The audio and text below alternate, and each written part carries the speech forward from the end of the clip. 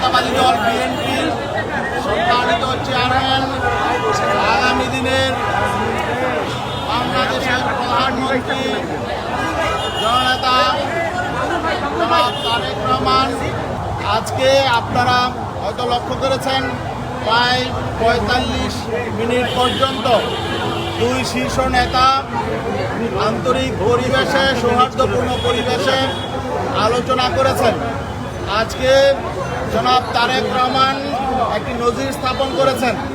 তিনি অতীত রাজনৈতিক কালচার থেকে বেরিয়ে এসে নতুন রাজনীতির বার্তা দিয়েছেন।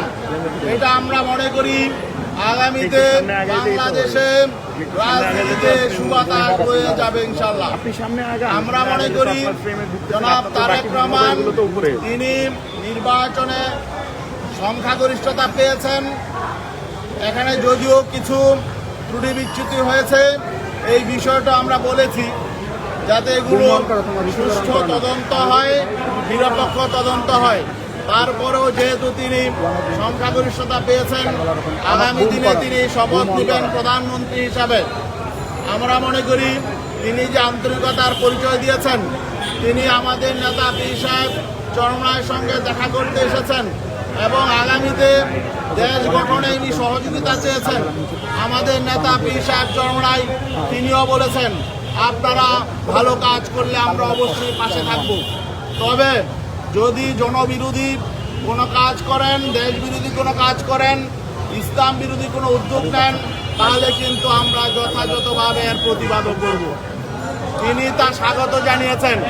তিনি বলেছেন অবশ্যই রাজনৈতিক স্বাধীনভাবে রাজনীতি করবে, তবে প্রতিবাদ করার আগে, আন্দোলন করার আগে আমাদেরকে আলাপ আলোচনা চালিয়ে যেতে হবে। আমরা বলেছি অবশ্যই আমরা একটি নিয়মতান্ত্রিক রাজনৈতিক দল, আমরা অবশ্যই গঠনমূলক রাজনীতি করব।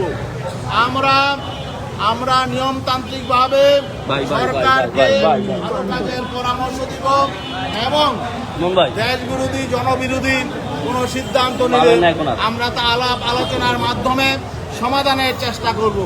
আর যদি সেই সমাধানের পথে সরকার যেতে না চায়, তাহলে অবশ্যই জনগণকে নিয়ে আমরা প্রতিবাদ করব ইনশাআল্লাহ।